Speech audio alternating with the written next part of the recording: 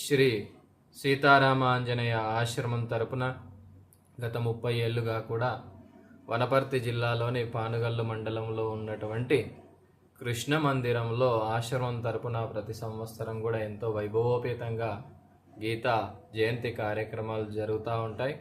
దాంట్లో భాగంగానే 2024 డిసెంబర్ 11, 12వ తారీఖున కూడా ఎంతో ఘనమైనటువంటి ఏర్పాట్లు గ్రామస్తులంతా చేయడం జరిగింది.